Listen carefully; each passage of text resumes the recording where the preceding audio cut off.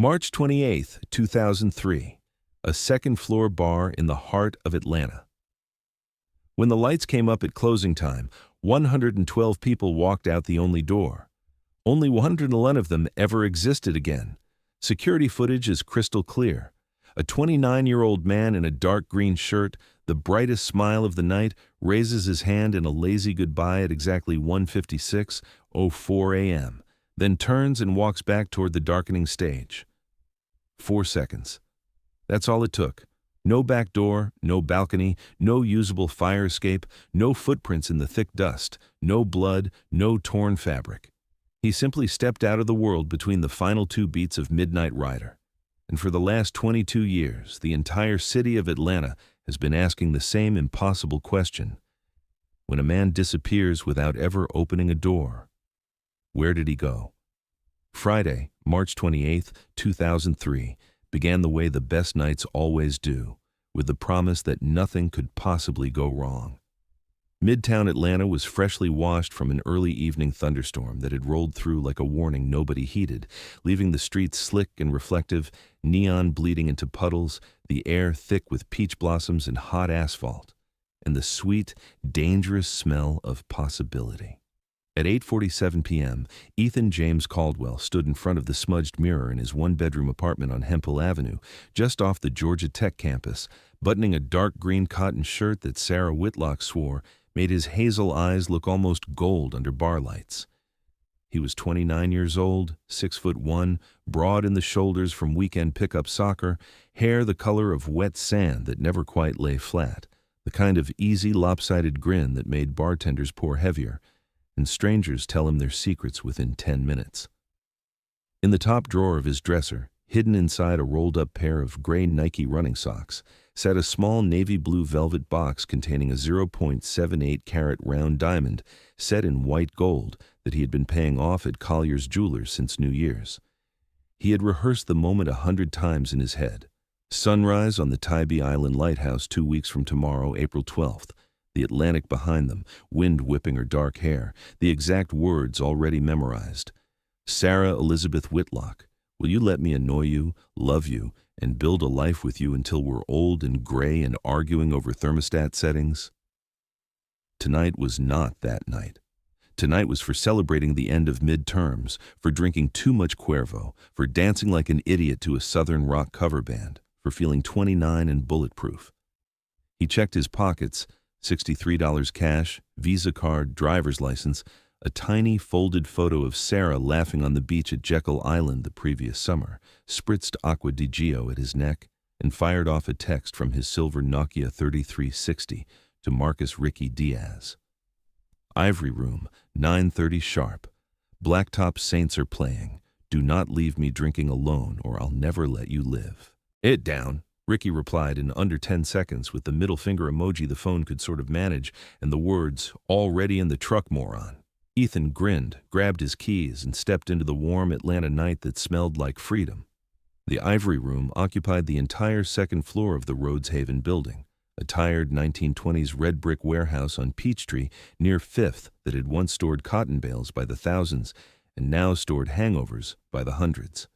The only public entrance or exit was one groaning elevator and one open staircase, both spilling onto a small landing watched 24 hours a day by a single-color CCTV camera bolted high on the wall and hardwired to a VCR in the manager's office that recorded on 30-day loops. There were no balconies, no usable fire escapes, no patron-accessible windows, and exactly one emergency exit at the rear of the service hallway, a steel fire door triple-chained from the inside, and wired to an alarm that screamed directly into the manager's office and 911 if the magnetic contact ever broke. That door had not been opened since January 17th when the construction crew finished new ductwork. You came up one way. You left the same way. Simple. At 9:47 p.m., the camera captured Ethan stepping off the elevator, green shirt sleeves rolled to the elbow, hair still slightly damp from the shower, laughing at something Lauren Parrish said behind him. Lauren, perpetual black turtleneck even in Georgia spring, red Chuck Taylors, and Ricky, faded Georgia Bulldogs hoodie, backwards cap, already buzzing on anticipation, followed. The three moved through the blue-red neon haze, past the bored bouncer who barely glanced at their IDs, past tables already sticky with rum and coke, straight to the corner of the L-shaped bar closest to the chained emergency door nobody ever thought about. The place was a perfect 2003 time capsule. Cigarette smoke you could lean on, a jukebox that still played actual CDs, a scarred oak dance floor that had once been the warehouse loading dock. The Blacktop Saints were already on stage, 5 guys in their 30s who looked like they'd driven straight from a Lynyrd Skynyrd gig in Macon, tearing into Sweet Melissa hard enough to rattle the bottles behind the bar. Ethan bought the first round, 3 Cuervo shots chased with Corona, then a second, then a third. At 10:52 p.m., he sent Sarah a text, having the absolute best night, miss your face, breakfast tomorrow, okay cafe 10 a.m. Message showed delivered. Sarah was asleep in their apartment, grading spelling tests from 23 second graders, phone on silent. At 11:27 p.m., Ethan took a Polaroid with 2 women he had just met, one blonde with a silver nose ring, one with a shaved head and a koi fish tattoo curling over her shoulder. On the white strip at the bottom, he scrawled in blue Sharpie, "Best night in forever, E." Around midnight, the band shifted into Simple Man, and Ethan climbed onto a chair, arms spread like he owned the world, singing every word while Ricky filmed on a borrowed Sony Handycam Hi8. That tape would be played on local news so many times the magnetic coating began to flake. At 1:39 a.m., the Saints launched into their traditional closer, Midnight Rider, and the entire bar surged forward as one living organism. Ethan was in the center, sweat-soaked, shirt half unbuttoned, eyes shining under the strobes. When the last chord died and the house lights flickered on, the clock above the bar read 1:54.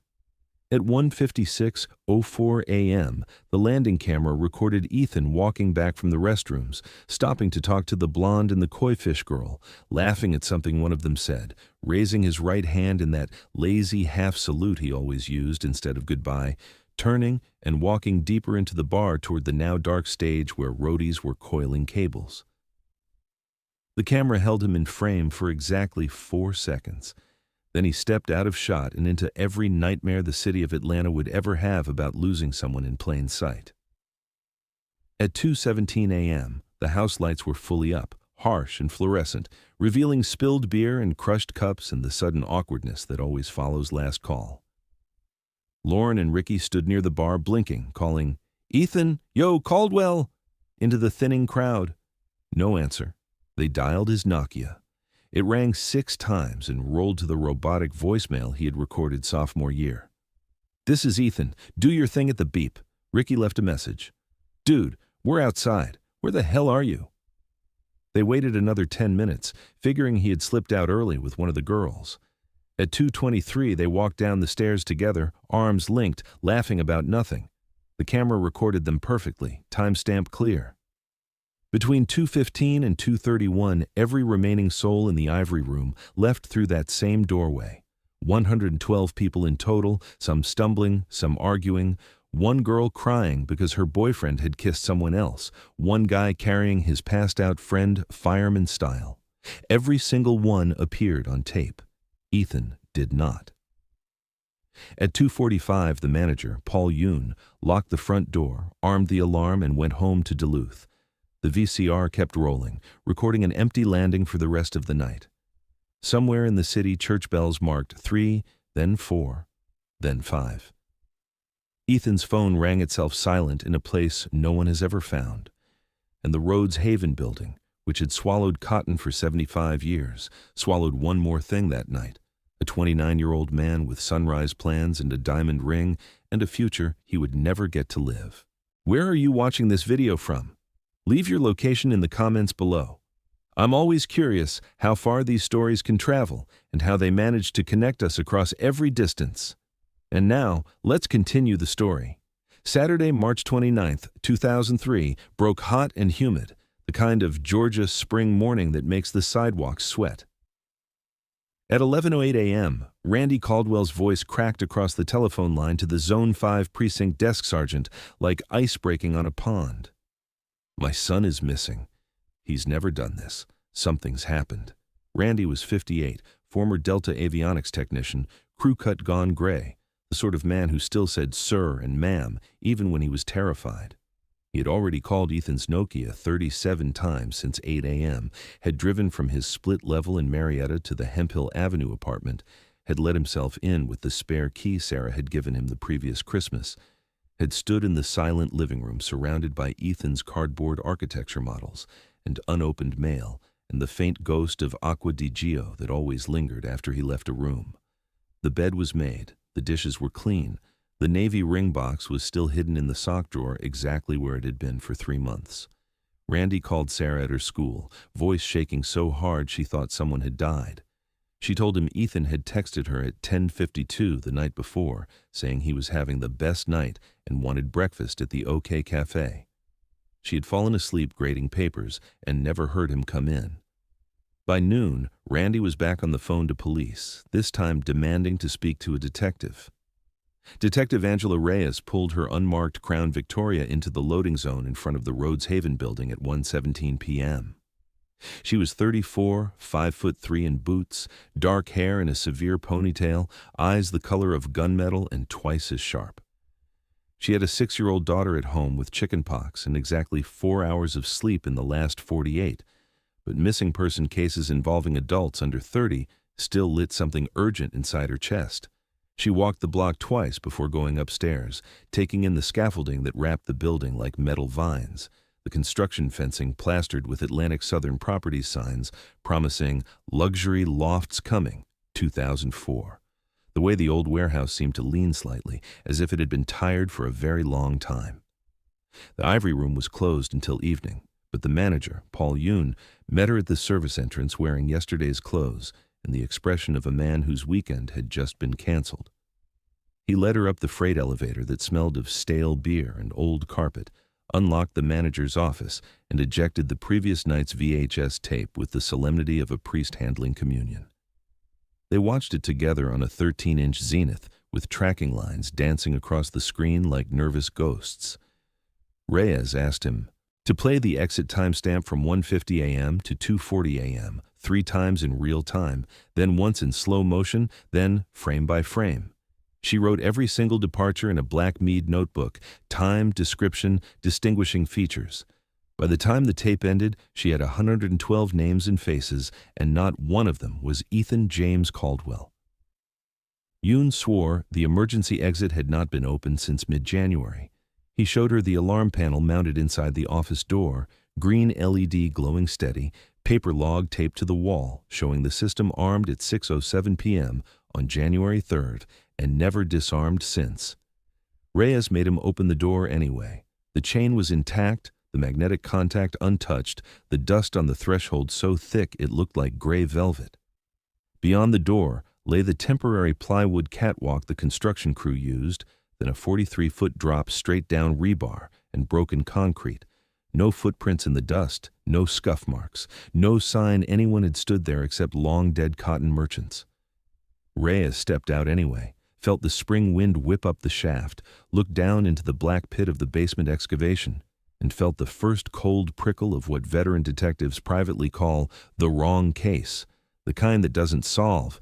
It only teaches you how little you actually know about the world. By 4 p.m., the second floor was an official scene. Uniforms sealed both public exits with yellow tape that fluttered like cheap bunting.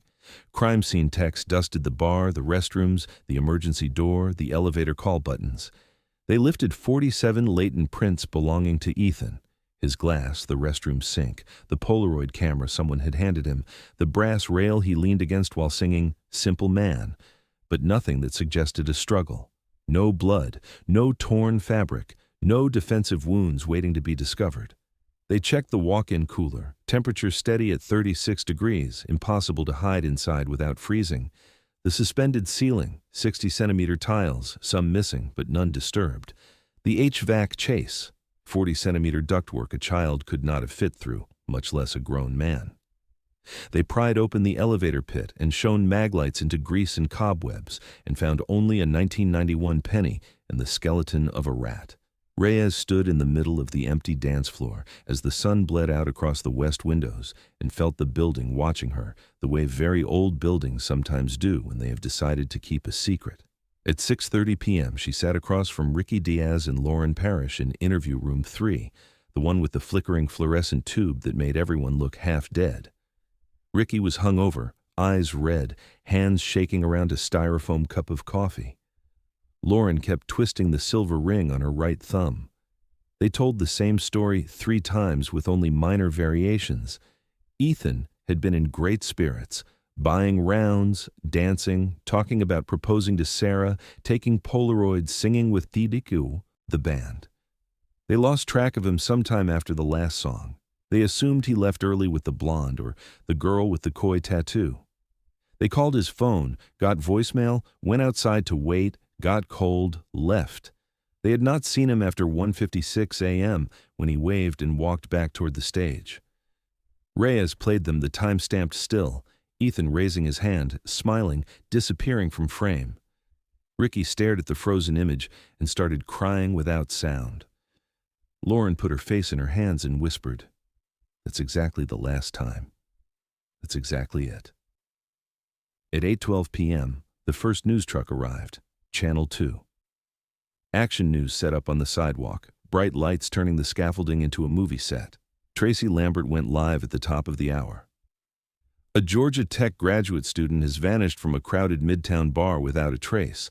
Police say security footage shows Ethan Caldwell entering the building last night, but never leaving. Behind her, red and blue lights strobed across the brick. Inside, Reyes watched the broadcast on the bar's television with the sound off and felt the case slide out of her control and into the city's hungry mouth. By midnight, the story was on every station. By 2 a.m., it had jumped to CNN headline news. By sunrise Sunday, it was the lead item on every local website and message board from Athens to Augusta. Someone posted the security still of Ethan's final wave on a GeoCities page titled "Vanished Midtown Darzo 3." Within hours, it had been downloaded 40,000 times. Someone else created a Yahoo group called Find Ethan Caldwell that gained 3,000 members in the first 24 hours. Someone else started a rumor that Ethan had been deep in debt to a Colombian drug ring and had been disappeared as a warning. Someone else claimed he had been recruited by the CIA because his thesis on adaptive reuse of Cold War bunkers contained classified information. None of it was true, but truth was already becoming optional. At 3:47 a.m. Sunday, while most of the city slept, Ethan's Nokia pinged one last time. The call lasted 4.8 seconds, long enough for the network to register, but not long enough for voicemail to pick up. The tower that caught the signal was SIN 1919 on I-75, just south of Macon, 87 miles away. Reyes was asleep on the couch in the detective bureau when the fax from Singular spit out the location data. She read it, rubbed her eyes, read it again. She called the duty engineer at the Network Operations Center in Alpharetta, woke him up, demanded an explanation. He yawned and told her what every engineer already knew. The handoff zone between towers 118 and 119 was notorious for phantom pings. Cars traveling northbound at 70 miles an hour routinely triggered the Macon Tower for a few seconds before the signal snapped back to Atlanta. The phone had almost certainly never left the Midtown cell. It was the first of many pieces of hope the city would be given and then have gently, cruelly taken away. By Monday morning, the Rhodes Haven building was surrounded by news vans, candlelight vigils, and handwritten missing posters that showed Ethan's senior year portrait from Wheeler High, smiling under the word "missing" in bold red letters. Randy Caldwell stood on the sidewalk in the same gray windbreaker he had worn to his wife's funeral 11 years earlier, and handed flyers to anyone who would take one. Sarah Whitlock arrived at noon wearing Ethan's green shirt under her coat, the sleeves rolled 4 times because it was too big, and cried so hard a female officer had to hold her up. Angela Reyes watched them from the second-floor window and made a silent promise to the empty bar. "I will find him. I will bring him home to you." She did not know yet that some promises are impossible, not because the detective fails, but because the universe itself refuses to cooperate. And somewhere in the dark between the new concrete footings and the old cotton dust, the building that had once swallowed bales of white gold now held something infinitely more precious and infinitely more fragile. The final 4 seconds of a man who had simply turned the wrong corner of the night and walked out of the world without bothering to open a door. Monday, March 31st, 2003, 8:03 a.m. The sun rose over Midtown like a bruise, pale violet and orange smeared across low clouds, and the Rhodes Haven building looked older than the city itself, red brick bleeding rust down its sides, scaffolding clinging to it like metal ivy. Angela Reyes had not gone home. She had slept 3 hours on the cracked vinyl couch in the Zone 5 Detective Bureau with her service weapon still holstered and her notebook open on her chest, pages fluttering each time the ancient air conditioning kicked on. She woke with the taste of metal in her mouth and the absolute certainty that this case was going to be the one that either made her career or quietly broke her. She showered in the locker room, using someone else's Irish Spring, changed into the spare jeans and black blazer she kept in her trunk, and was back in front of the building by 8:45, drinking 7-Eleven coffee so bitter it felt like punishment.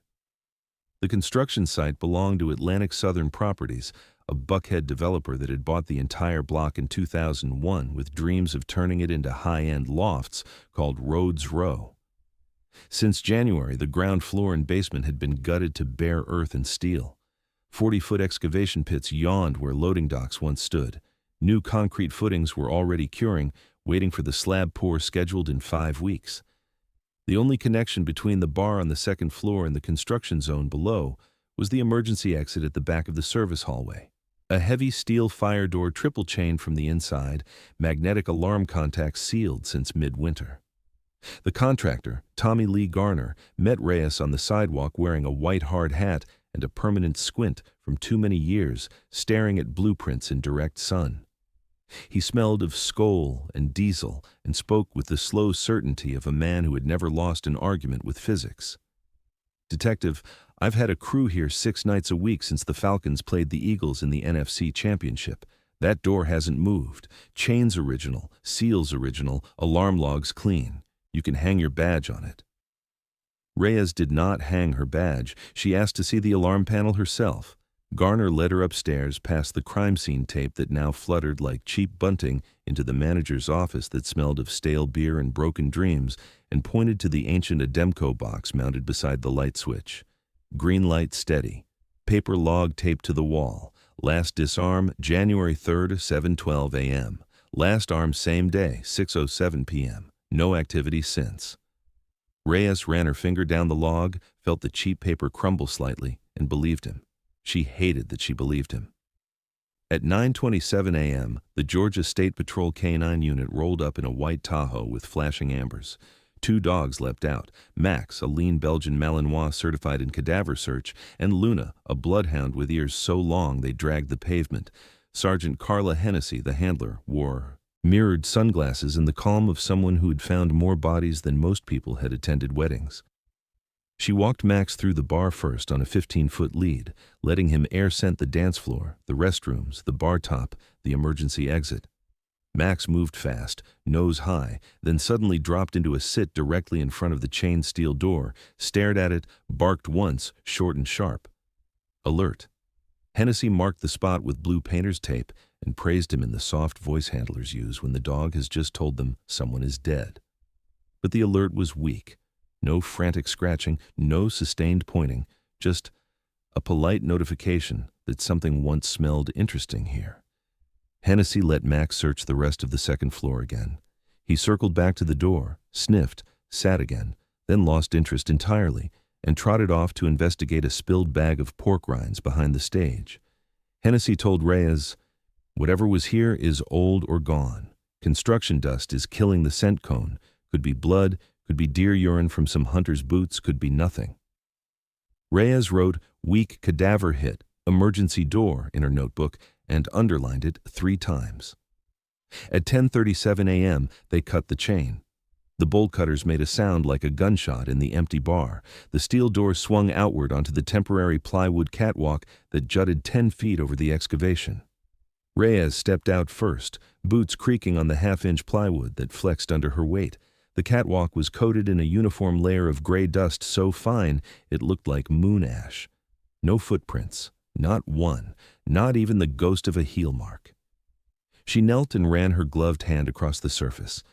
The dust came away clean. No smudges, no drag marks, no sign anyone had stood here since the last rain 3 weeks earlier.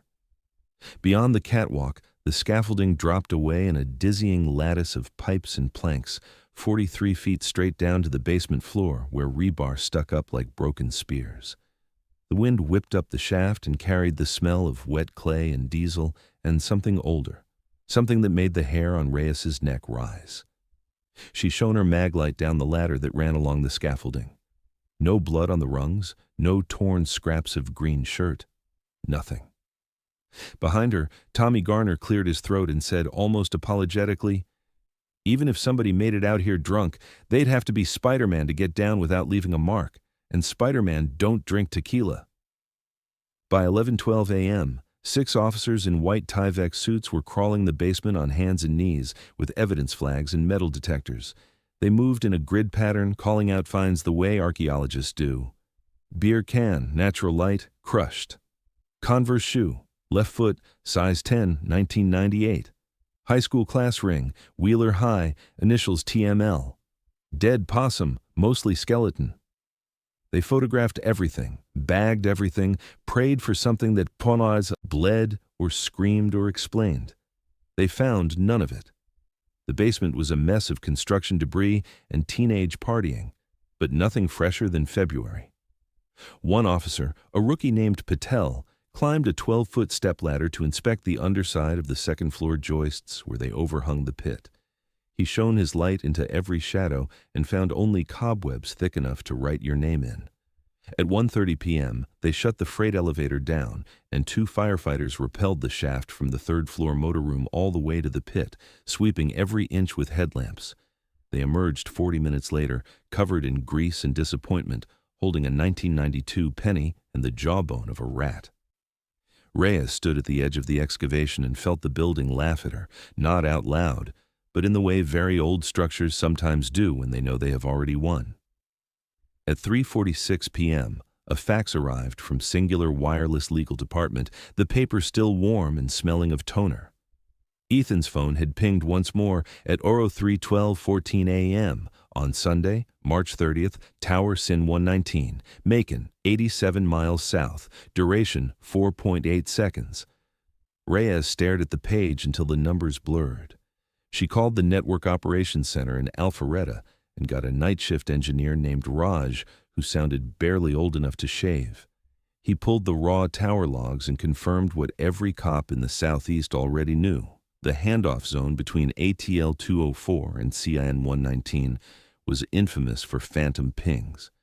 Any phone traveling north on I-75 at highway speed could bounce to the Macon Tower for a few seconds before snapping back to Atlanta. "Your phone never left the 404 area code," Raj told her. "I'd bet my next paycheck on it." Reyes hung up and wrote in her notebook, "Phone still in Midtown. Do not chase Macon." She underlined it twice and felt the first small death of hope. By Tuesday, the story had metastasized. The Atlanta Journal-Constitution ran a front-page photo of the emergency door under the headline, "Did he walk out here?" Channel 2 flew a helicopter at noon and showed live aerials of the scaffolding, while Tracy Lambert narrated breathlessly about the 43-foot drop and the complete absence of footprints. Someone leaked the weak cadaver dog hit to Channel 11, and by 6 p.m., the rumor that Ethan was definitely dead in the basement was gospel on every station. Internet message boards lit up like Christmas. On a GeoCities page called Ethan's Last Night, someone posted a grainy still of the emergency door with a red circle and the caption, "Blood on rebar covered up."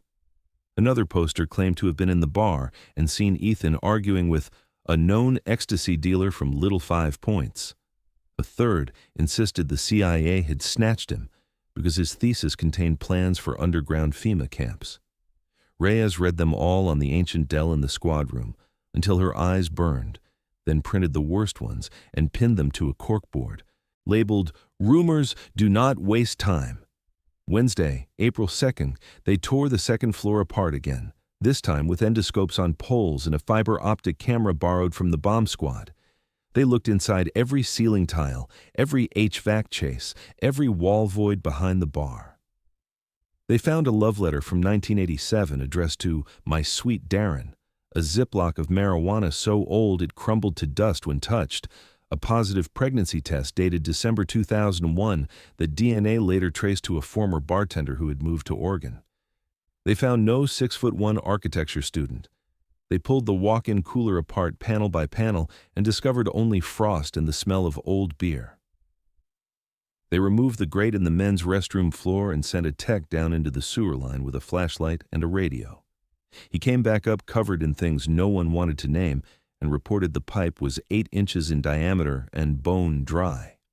Thursday, April 3rd, the construction workers started talking off the record.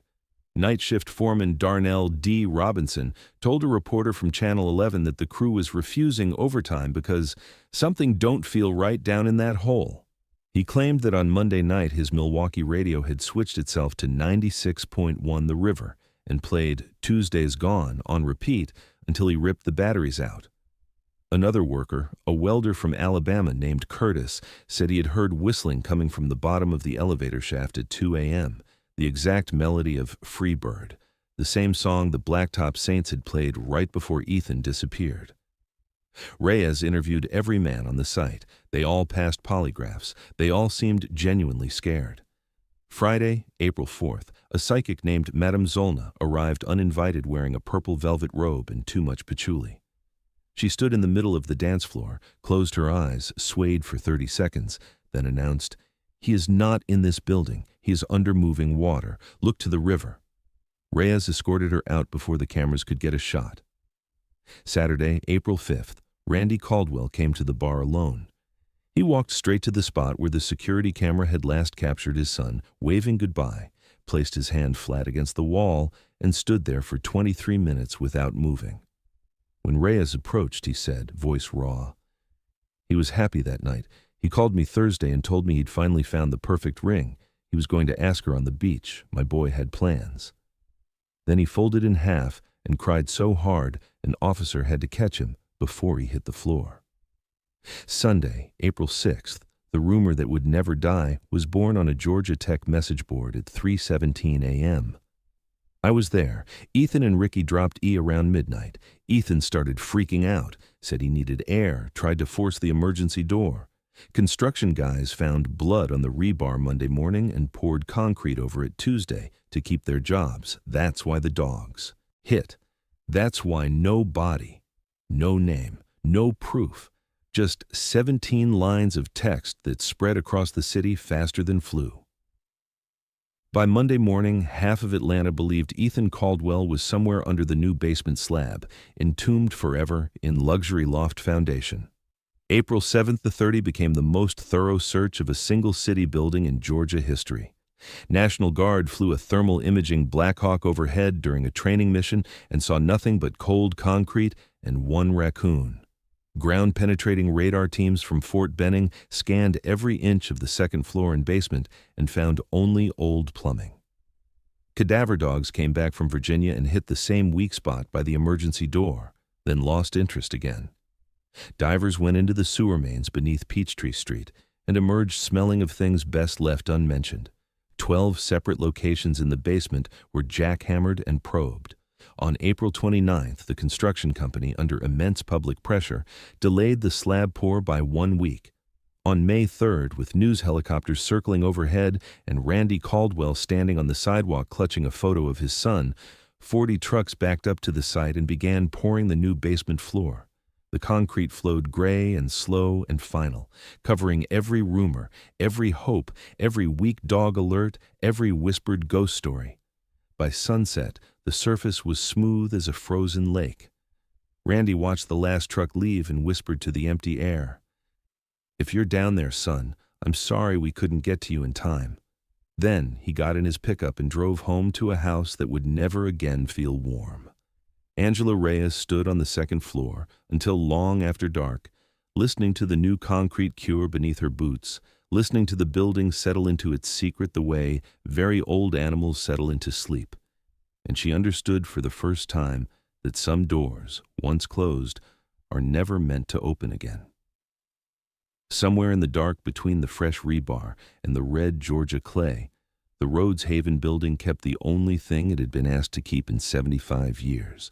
One man who walked back into the music at 1:56 a.m. and simply never came out the other side of the song.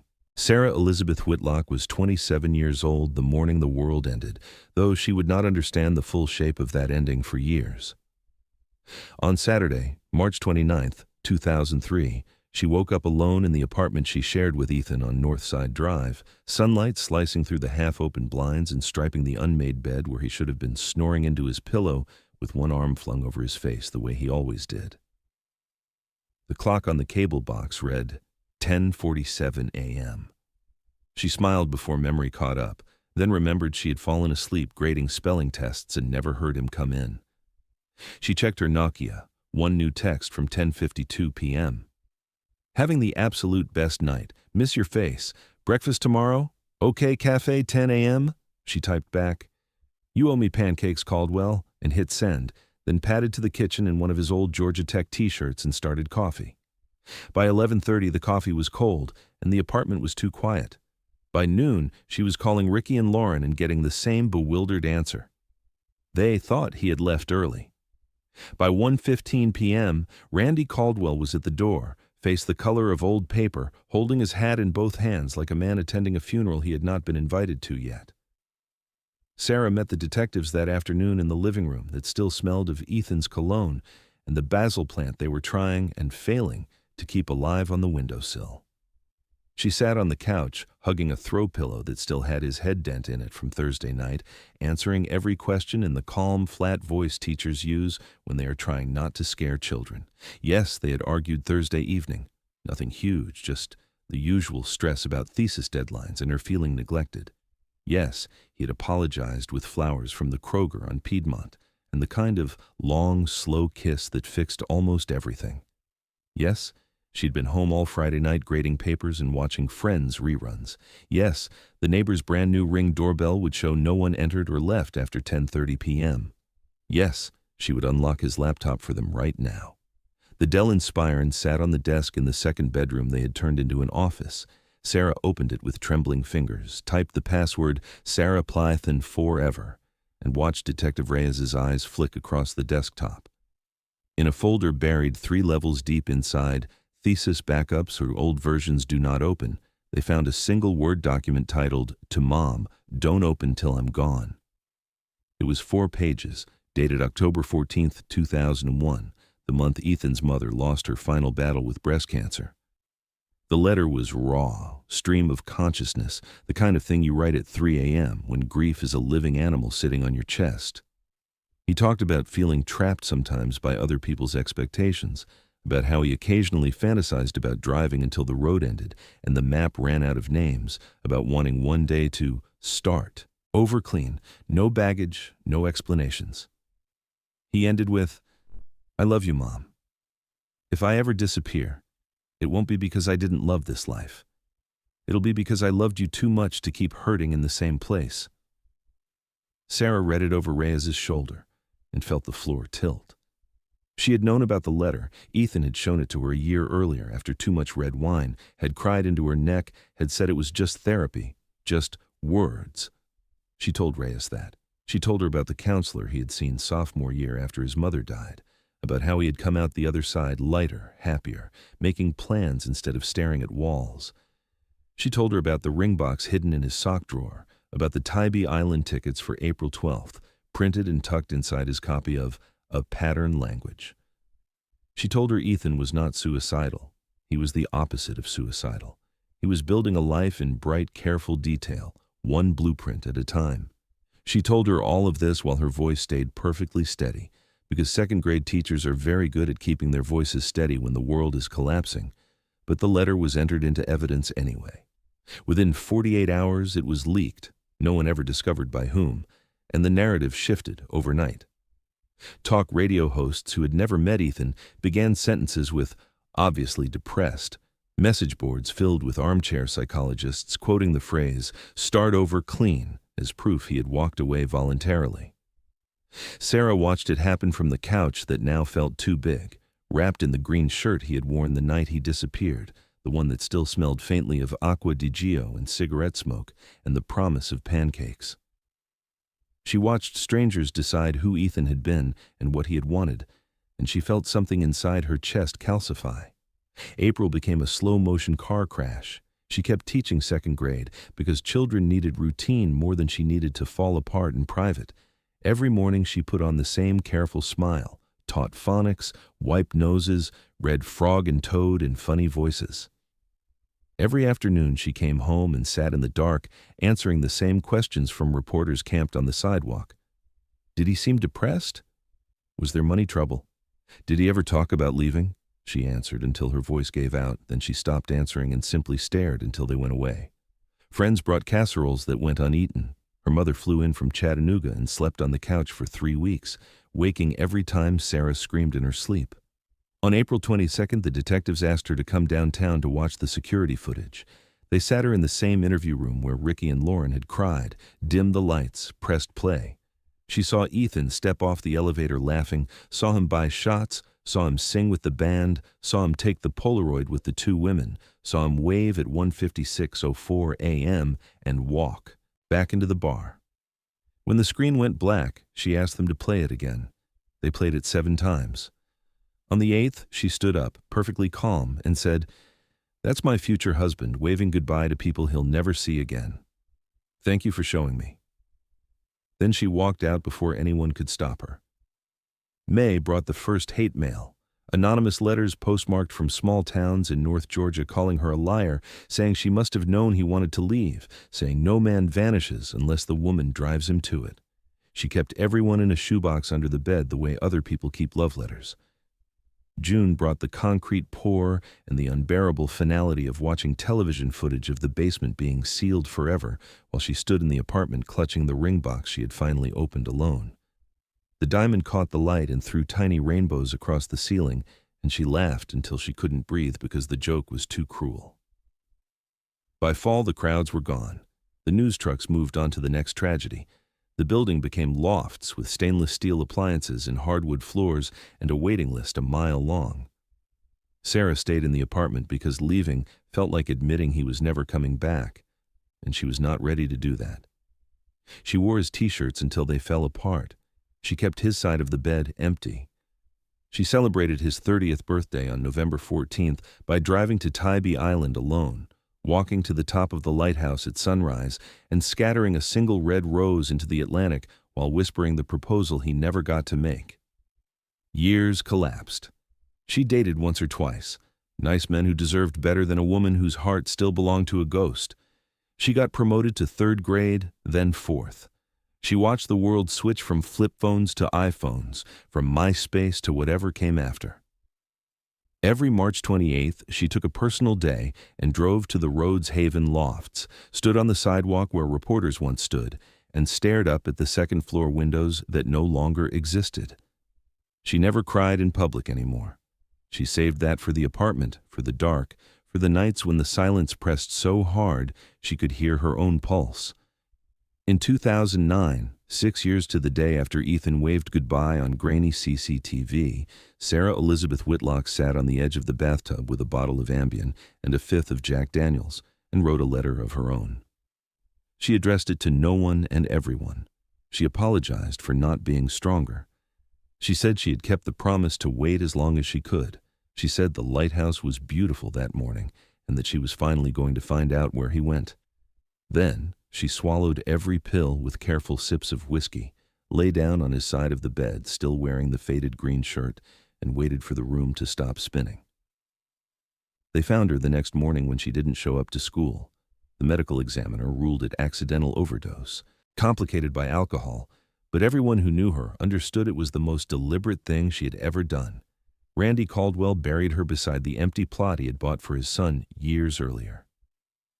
At the funeral, he placed the Navy ring box on her casket and said, so quietly only the minister heard, "Take it to him, sweetheart. He's been waiting long enough." After Sarah was gone, the apartment was cleaned out by strangers. The ring box disappeared. Some say a cousin took it, some say it was stolen, some say it was buried with her after all. What remained of Ethan and Sarah's life together fit into 3 cardboard boxes that sat in Randy's garage until he died of a heart attack in 2005, while hanging flyers that no one read anymore. And somewhere in the city, in the dark between memory and concrete, Sarah's letter joined Ethan's in whatever place letters go when the people who wrote them no longer need words. 2 voices, 6 years apart, saying almost the same thing. I loved this life, but I loved you more, and I'm tired of hurting in the same place. April 22nd, 2003, 9:47 a.m. The fluorescent lights in interview room 3 hummed like dying insects. Marcus Ricky Diaz sat hunched over the scarred metal table, 28 years old and looking 40, Georgia Bulldog's hoodie now smelling of stale sweat instead of bar smoke. He had not slept since the night Ethan vanished. His eyes were bloodshot. His hands shook so badly the styrofoam coffee cup rattled against the table every time he tried to drink. Across from him sat Angela Reyes and Detective Mike Delacroix, both wearing the same neutral mask cops perfect when they already know the answer but need it on tape. The polygraph examiner, a quiet woman named Patel, had just asked the final 2 questions of the morning. After 1:56 a.m., did you see Ethan Caldwell again? Were drugs of any kind used by you or Ethan Caldwell that night? The needles on the chart had jumped like startled birds. Ricky had answered no to both. The machine said he was lying. Reyes slid the printout across the table so Ricky could see the jagged peaks. She didn't speak. She didn't need to.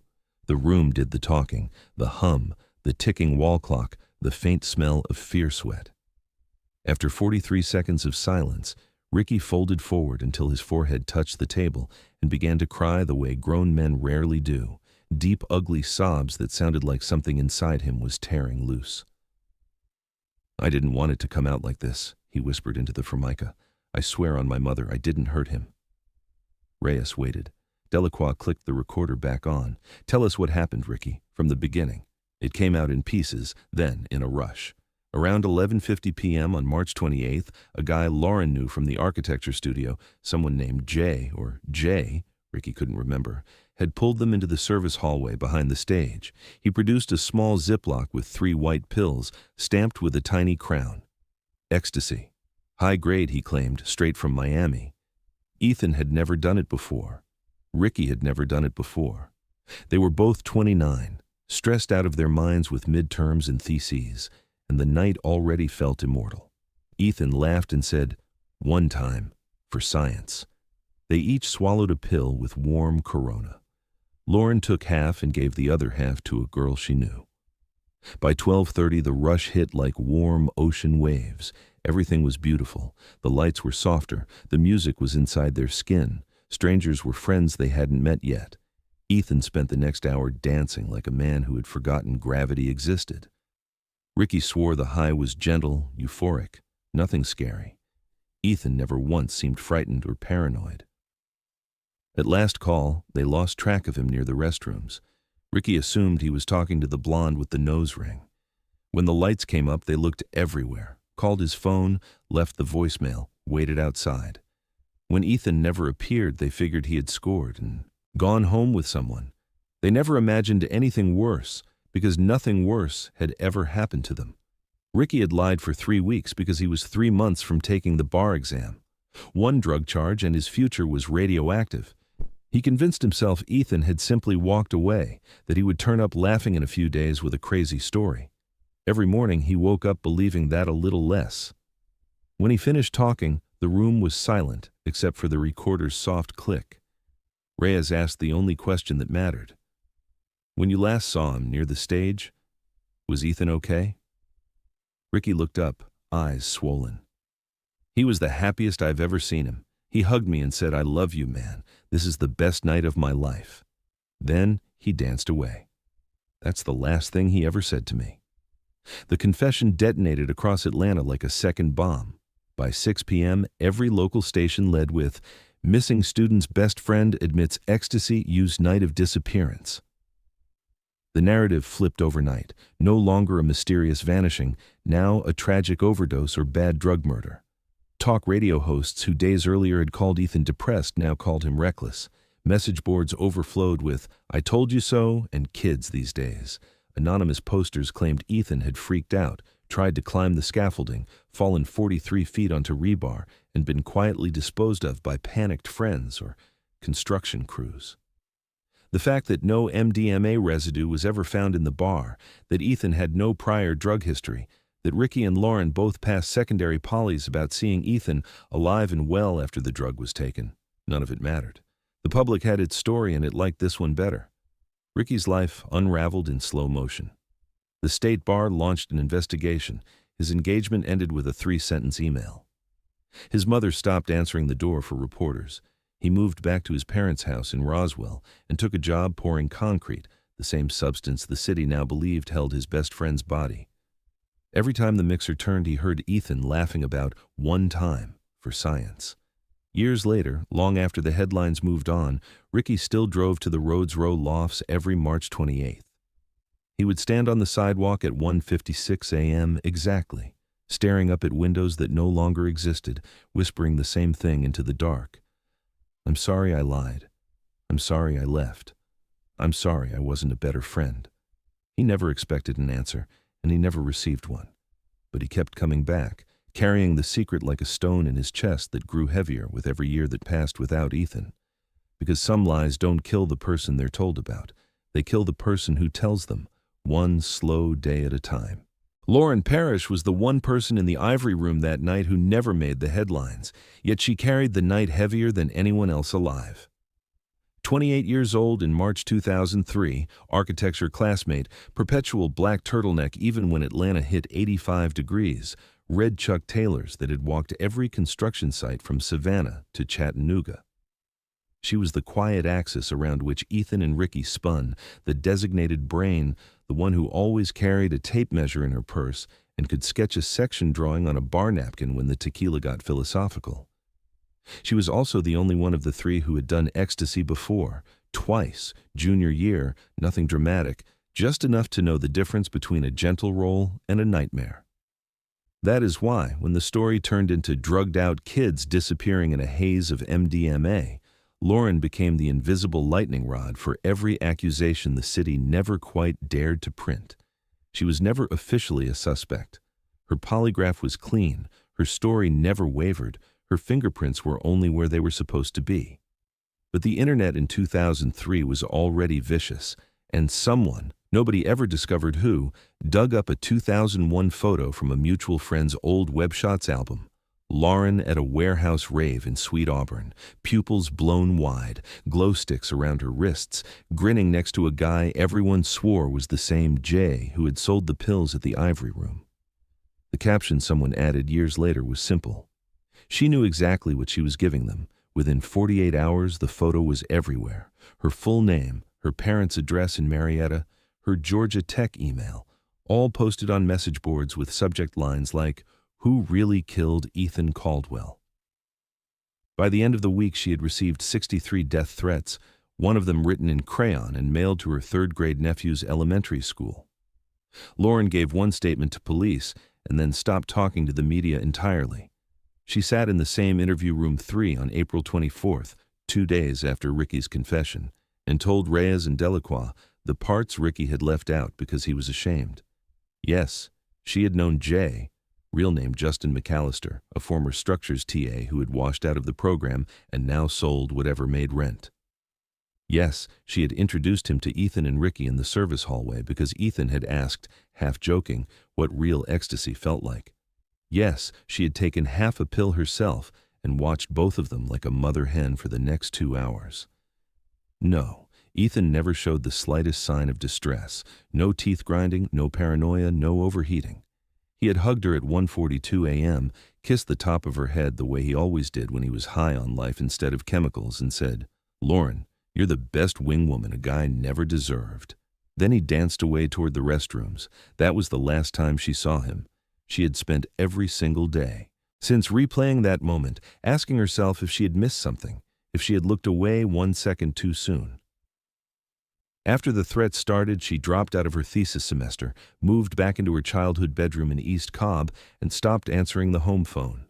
Her mother intercepted letters that ranged from Bible verses to graphic descriptions of what the writer would do if they ever found her alone. Her father, a quiet orthodontist who had never raised his voice in 54 years, sat on the front porch one night with a Remington 870 across his lap because a pickup truck kept circling the cul-de-sac. Lauren lost 22 pounds in 6 weeks. She cut her hair herself with kitchen scissors at 3 a.m. because it was the only thing she still controlled. When reporters knocked, she hid in the laundry room and pressed her hands over her mouth so they wouldn't hear her breathing. In July 2003, she tried to go back to tech. She lasted 4 days. Walking across the quad felt like walking through crosshairs. Someone had spray-painted murderer in red on the door of the architecture building. She transferred her credits to Southern Poly, now Kennesaw State, finished her degree online, and never attended graduation. She took a job drafting big-box retail stores for a firm in Alpharetta that didn't ask questions about gaps in resumes. She worked in a cubicle with no windows and kept noise-canceling headphones on all day so she wouldn't have to hear her own name if someone whispered it. Years passed in grayscale. She dated exactly once, a quiet civil engineer who never asked about the nightmares. The relationship ended when he found her at 2 a.m. sitting on the kitchen floor surrounded by printed stills from the Ivory Room security footage, trying to enlarge Ethan's final wave pixel by pixel, searching for something, anything she had missed. She moved 4 times in 10 years, always paying cash for the deposits so her name stayed off lease agreements. She never went to another bar with live music. She never took another illegal substance, not even a joint at a wedding. She aged out of the demographic that gets carded and started dyeing the premature gray that had appeared at her temples by 31. Every March 28th, she drove to the Rhodes Row lofts at 1:45 a.m., parked 2 blocks away so no one would recognize the car, and stood on the opposite sidewalk until 2:05. She never cried in public. She had used up her lifetime supply in 2003. She simply watched the windows that used to be the Ivory Room, now expensive condos with string lights and succulents, and mouthed the same sentence into the dark. "I'm sorry I brought him to you. I'm sorry I looked away." In 2018, 15 years after the night that rewrote her life, Lauren finally did the thing she had promised herself she never would. She contacted a producer who was making a true crime podcast about Atlanta's unsolved cases. She agreed to 1 interview, no cameras, voice distorted, first name only. She told the entire story: the hallway, the pills, the hug, the moment she turned to order another water and he was simply gone. When the host gently asked if she felt responsible, Lauren was quiet for so long, the producer thought the line had dropped. Then she said, voice flat and ancient, "I was the one who knew the building best. I had walked every inch of it for a structures class the year before. I knew there were no blind spots on that landing camera. I knew the emergency door had been chained since January. I knew, and I still let him out of my sight for 30 seconds. 30 seconds was all it took. So yes, I feel responsible. I will feel responsible for every single day I have left on this earth, and I have a lot of days left." The episode aired in October 2018. Within hours, the old message boards lit up again. New Twitter accounts with egg avatars called her every name a woman can be called.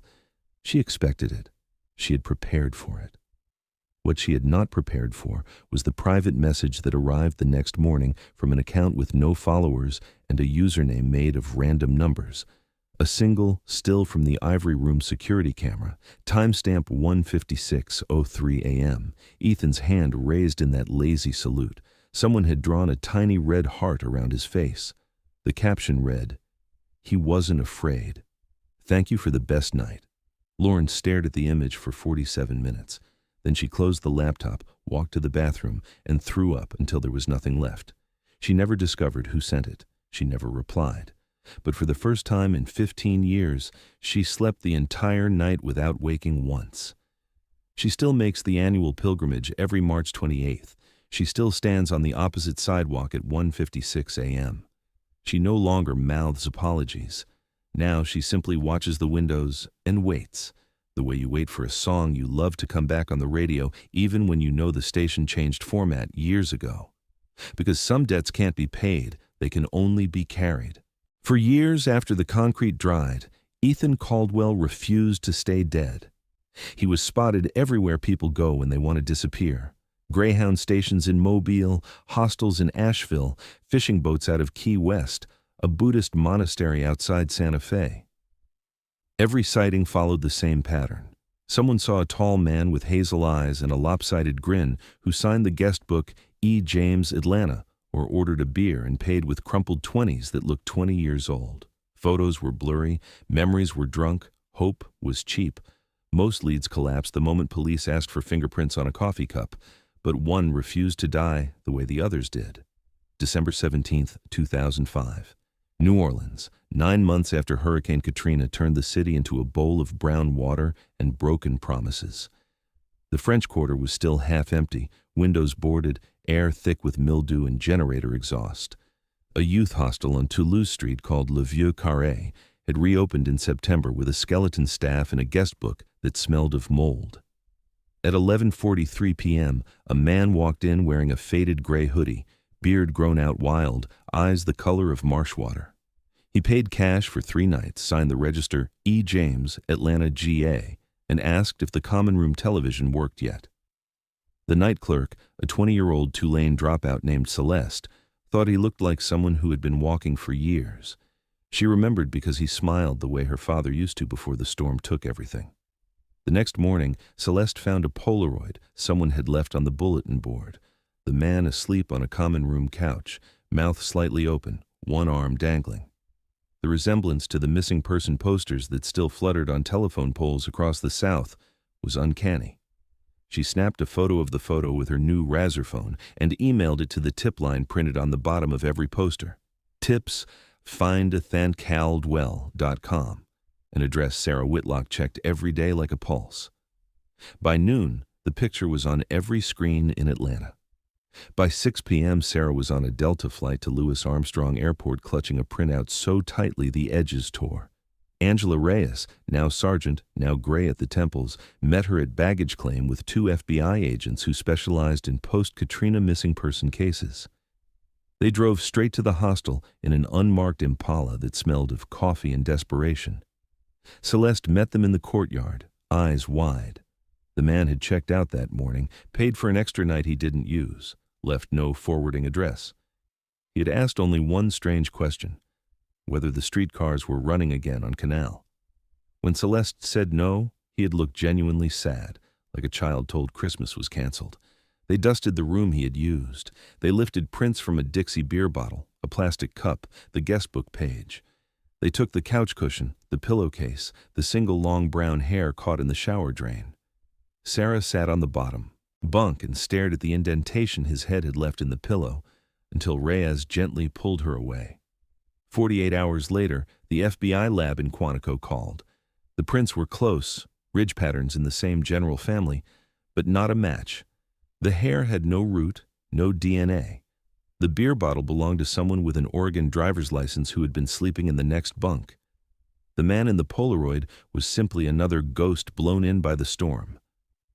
Sarah flew home the same day. She did not cry on the plane. She had used up tears years earlier. She sat in 14C staring at the photo Celeste had given her and traced the line of the sleeping man's jaw with one finger over and over, the way you touch a bruise to see if it still hurts. That was the best sighting.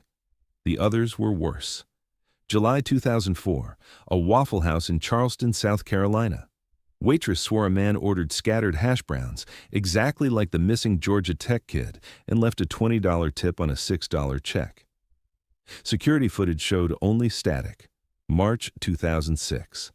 A dive bar in Tijuana during spring break.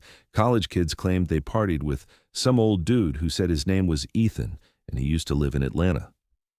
Photos existed. None matched. October 2007. An Apple store in Asheville. A Genius Bar employee recognized the face from a Dateline rerun airing on the lobby TV and followed the customer into the parking lot. By the time police arrived, the man had vanished into the Blue Ridge fog. Every time the phone rang with a new lead, Reyes felt the old wound open. Every time the lab results came back negative, she watched another small piece of Sarah die. By 2008, the tips had slowed to a trickle. By 2010, they stopped entirely. The world moved on to new disappearances, new tragedies, new ghosts. But the sightings never quite stopped for the people who loved him most. Ricky still gets emails every few years, grainy photos from music festivals, men with the same half-salute frozen mid-wave. He opens every one at 3 a.m. and stares until his eyes burn, then deletes them without replying. Lauren keeps a private folder on an encrypted drive labeled Maybe. It contains 47 images collected over 2 decades. She adds to it the way other people collect stamps, quietly, obsessively, knowing none of them will ever be him. And Sarah, before the pills and the whiskey took her in 2009, used to drive to New Orleans every December 17th. She would check into Le Vieux Carré under a fake name, sleep in the same bunk, and wait for the streetcars that never came. Because some ghosts don't haunt houses. They haunt the people who are still trying to bring them home. October 14th, 2005, 4:27 p.m. Randy Caldwell was stapling the last batch of weathered missing person flyers to a telephone pole on Peachtree near the old Rhodes Haven building when the heart attack took him. He had been doing the same ritual every Friday for 2.5 years, print 50 new copies at the Kinko's on Roswell Road, drive the same route, staple over the sun-bleached ones from the week before.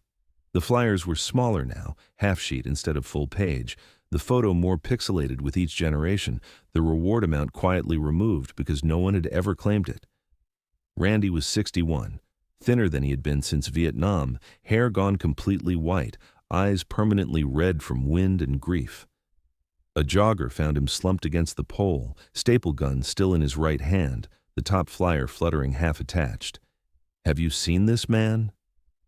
Beneath Ethan's smiling senior portrait, the paramedics worked on him for 23 minutes. They never got a pulse back. The funeral was small, 27 people in a chapel built for 200. Sarah sat in the front row wearing the same black dress she had worn to Ethan's mother's funeral 11 years earlier, clutching Randy's old Delta wing pin in her fist so tightly it left crescent moons in her palm. Ricky stood in the back because he still believed he didn't deserve to be closer. Lauren sent flowers but did not attend. Crowds still made her chest close. The minister read from Psalm 23 and called Randy a father to the fatherless, which felt cruel because the only person Randy had left to father was already gone. They buried him in Arlington Memorial Park beside his wife, and the empty plot marked Ethan James Caldwell, 1974, that no one had ever found the courage to fill in. With Randy went the last living member of the immediate Caldwell family who still believed Ethan might walk through the door one day. The house in Marietta was sold at auction 6 months later. The 3 cardboard boxes containing everything left of Ethan and Sarah's life, yearbooks, photo albums, the basil-scented candle Sarah had bought the week before the disappearance, were picked up by a cousin in Florida and never heard from again. Atlanta, a city that prides itself on forward motion, closed the chapter with the quiet efficiency of a city that has seen too many tragedies. Except the city never really closed it. By 2006, the story had calcified into local legend. The guy who vanished from the second-floor bar, the building that ate him, the family, the building, finished off one by one. Mothers told teenagers, "Don't stay too late at Midtown clubs. Remember Ethan Caldwell." Uber drivers still pointed out the Rhodes Row lofts to tourists and said, "That's where the guy disappeared. Never found the body." Children born the year it happened grew up daring each other to stand inside the lobby at 1:56 a.m. and whisper Ethan's name 3 times. The curse label started as a joke on a Pa'i late-night radio show in 2007. Some shock jock laughing about how the Caldwells were cursed worse than the Kennedys, but it stuck the way barnacles stick to old peers. People repeated it at Halloween parties, in dorm rooms, in the comment sections of every true crime article that mentioned the case. Ethan's mother cancer, Ethan vanished, Randy heart attack, Sarah overdose, 4 deaths, 1 family, 1 building. It was too neat, too gothic, too southern not to become folklore. Reyes hated the word curse. She hated it the way cops hate anything that lets the universe off the hook. She kept the case file in her bottom drawer long after she made lieutenant, long after the department switched to digital and the VHS tape was lost forever in an evidence room flood. Every October 14th she drove to Arlington Memorial, laid a single yellow rose on Randy's grave, and stood there until the groundskeepers turned off the sprinklers. She never spoke out loud. She didn't need to. Randy had known what she was still trying to do. Sarah's mother tried to fight the narrative. In 2010, she gave one interview to the AJC begging people to stop calling it a curse, saying her daughter had died of a broken heart, not bad luck. The article ran on page B7 and changed nothing. By then, the internet had already decided the Caldwells were doomed the moment Ethan stepped into that bar. The building itself seemed to agree. Residents of Rhodes Row reported small, persistent strangeness, lights flickering in patterns that matched the old Ivory Room strobes, elevators stopping on the non-existent second floor, faint bass lines at 1:56 a.m. that no neighbor was playing. Maintenance men refused to work alone after dark. A 2014 listing for a two-bedroom unit sat on the market for 412 days, longest in building history, because every potential buyer who toured at night heard someone whistling "Free Bird" in the stairwell that no longer existed. In 2019, a TikTok teenager spent the night in the lobby on a dare and posted a 30-second clip. At exactly 1:56:04 a.m., the overhead light dimmed, the emergency exit sign glowed brighter, and for 4 frames only, a tall shadow appeared on the wall, hand raised in a lazy salute. The video got 12 million views before it was removed for violating community guidelines. The comments, before they were scrubbed, were unanimous. The Caldwell curse was real, and it was still hungry. Angela Reyes saw the clip the night it went viral. She was 60, retired, living alone in a condo in Sandy Springs with a cat named Max after the cadaver dog that never found anything. She watched the shadow raise its hand, watched it disappear, and felt nothing surprise her anymore. She closed the laptop, poured 2 fingers of bourbon, the same brand Randy used to drink, and toasted the empty room. "To the ones the building kept," she said. The ice clicked once, like an answer. Outside, Atlanta kept moving, neon and noise and new. Tragedies every week. Inside the quiet condo, the last person still officially looking for Ethan Caldwell raised her glass again. And to the ones it broke trying. March 28, 2023, 1:42 a.m. Atlanta is colder than it has any right to be at the end of March. Angela Reyes, now 60, retired 14 months, hair gone silver at the temples, stands alone on the sidewalk in front of what used to be the Rhodes Haven building. The luxury lofts are still called Rhodes Row, but the signage is newer, backlit LED now, the brick repointed, the scaffolding long gone. A rooftop bar called Luna and Sol glows softly above her, string lights and expensive cocktails and 20-somethings who have never heard the name Ethan Caldwell. Reyes wears a black wool coat that cost more than her first car and holds a small, battered evidence box in both gloved hands like it is made of glass. She is here illegally, technically. She paid a private contractor $22,000, most of her retirement bonus, to open 3 mechanical chases on the second floor that have been sealed since the 2003 renovation. The city issued no permit. The condo board was never asked, but the contractor owed her a favor from a 1998 murder case, and some debts are older than building codes. At 1:47 a.m., a service door opens on the ground floor. A man in a black hoodie and work boots steps out, nods once, disappears. Reyes takes the freight elevator alone. It smells of lemon cleaner and new paint, nothing like the stale beer ghost of 20 years ago. The doors open onto a hallway that technically does not exist anymore. The old second floor was split into 2 levels when they added the rooftop. The contractor has removed a section of drywall near the old emergency exit. Behind it is a narrow chase, 4 feet wide, running the length of the building. Dust floats in her flashlight beam like gray snow. She steps inside. The air is colder than it should be, still untouched for 2 decades. Her boots leave perfect prints in the dust. She walks slowly, shining the mag light into every corner, every joist pocket, every forgotten conduit. She brought the best cadaver dog money can buy in 2023, a Springer Spaniel named Juno from a K9 academy in Virginia, and a ground-penetrating radar unit the size of a lawnmower. They are waiting in the van downstairs because Reyes wanted to see it first with her own eyes. She finds rat bones, a 1998 MARTA token, a crushed pack of Newports, a single red Chuck Taylor shoelace that makes her heart stop for 3 full seconds until she remembers Lauren wore black ones that night. She finds nothing that has ever been human. At 1:56:04 a.m. exactly, she has set her watch to the second, she stands in the spot where the old dance floor used to be. The emergency exit sign still glows faintly on the far wall, though the door behind it was bricked over in 2006. She closes her eyes and listens.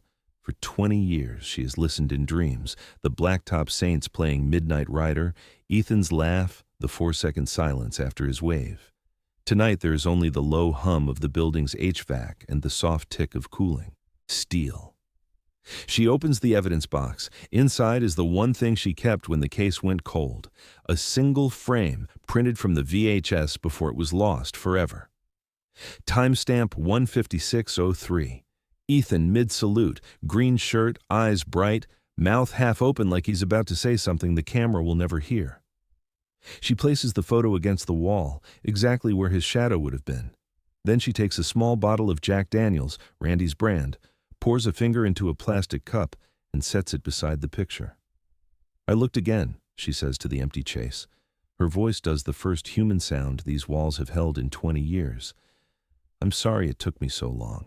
She waits another 4 minutes until 2:09 a.m. exactly. Nothing moves. No footsteps, no baseline, no lazy half-salute in the dust. Just the soft creak of an old building settling into another year of keeping it secret. At 2:03 she walks out, seals the drywall behind her with the contractor's help, and rides the elevator down in silence. On the sidewalk she lights a cigarette, her first in 11 years, and watches the smoke curl upward toward the rooftop, laughter she cannot hear. Later that morning she gives her final interview to a true crime YouTuber who's been chasing the story since he was in high school. They sit on a bench outside the lofts. The sun is up now, harsh and unforgiving. The kid, barely 25, asks the question everyone still wants answered. "After everything, Sergeant Reyes, do you think he's in there?" Reyes looks up at the building that has outlived every person who ever loved Ethan Caldwell. She thinks of the empty chase, the undisturbed dust, the cup of bourbon no one will ever drink. "No," she says, and her voice is steady for the first time in 20 years. "He's not in there. He never was." The kid leans forward, hungry for the twist. "Then where is he?" Reyes drops the cigarette, grinds it under her boot, and meets his eyes. "He walked back into the music at 1:56, and the building never gave him back. That's all I know. That's all anyone will ever know." She stands, leaves the evidence box on the bench, empty now except for the photograph and the faint smell of whiskey, and walks away without looking back. Behind her the city wakes up, traffic and coffee and new tragedies waiting to happen. The lofts gleam in the morning light, beautiful and merciless and forever silent about the night they swallowed a man whole. 20 years, 4 lives destroyed, 1 4-second wave frozen in time. And still, every March 28th at 1:56 a.m., somewhere in Atlanta, a light flickers, a bass note hums, a shadow raises its hand. The building remembers. The city pretends it doesn't. Tonight is March 28th, 2025, exactly 22 years to the minute. The rooftop bar Luna and Sol is packed with people who were in kindergarten the night Ethan Caldwell vanished. They drink espresso martinis under string lights, laugh too loud, take selfies with the skyline behind them. Downstairs, the lobby is quiet, except for the soft clink of the concierge's keys and the low hum of the HVAC that never quite turns off. At 1:53 a.m., the overnight doorman, a 24-year-old named Diego who started last month, notices the motion sensor on the old emergency exit sign flicker once, even though that door was bricked over in 2006. He shrugs, old buildings do weird things, and goes back to scrolling TikTok. At 1:56:04 a.m., exactly, 3 things happen within the same second, in 3 different places in the city. In the sealed mechanical chase behind the drywall, the temperature drops 8 degrees for 4 seconds. The contractor's thermal camera, still running remotely because he forgot to turn it off, records a perfect human-shaped cold spot that raises one arm in a lazy salute, then vanishes. In a 1-bedroom apartment in Decatur, Lauren Parrish wakes straight up in bed, heart hammering, the way she has every March 28 since 2003. She checks her phone, 1:56 a.m. She does not go back to sleep. In a quiet house in Roswell, Ricky Diaz, now 49, divorced, 2 kids who barely speak to him, stands on his back porch in the cold and watches the exact minute tick over on his watch. He raises an invisible beer toward the dark and whispers, "Happy best night, brother." None of them know about the others. They never will. Back at Rhodes Row, Diego glances up again at 156:08. The emergency exit sign is dark. He laughs at himself, pockets his phone, and resumes his rounds. He will tell the story tomorrow to his girlfriend, who will roll her eyes and say, "Old buildings are haunted by bad wiring, not ghosts." He will nod and never mention it again. But the building remembers.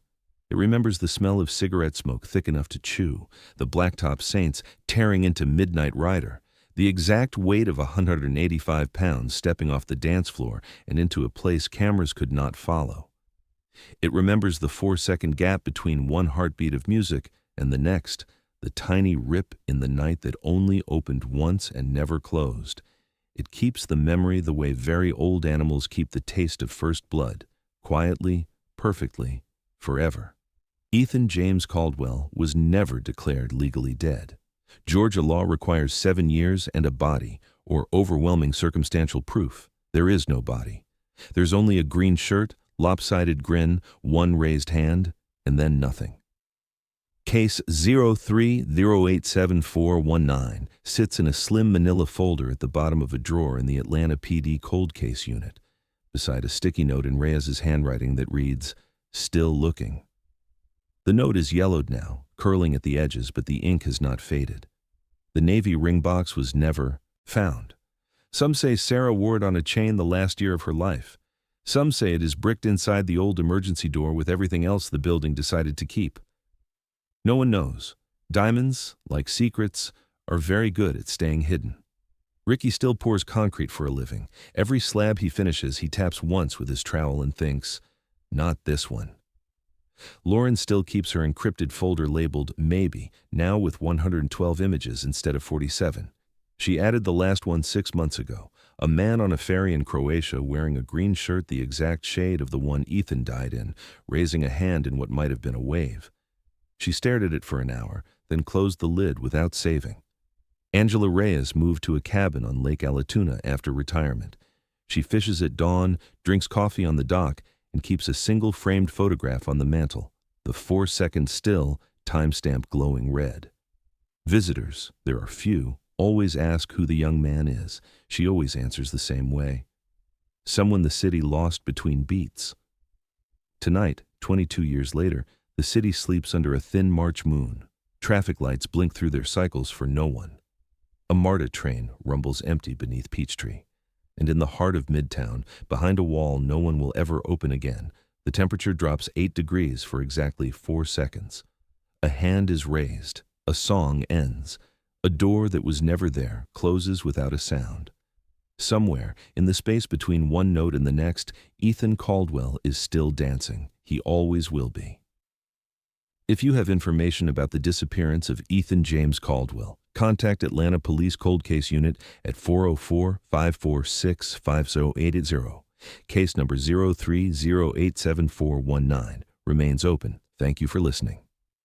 Music rises, a slow, detuned piano version of Tuesday's Gone, the same song Darnell the foreman heard in 2003, fading gently into silence.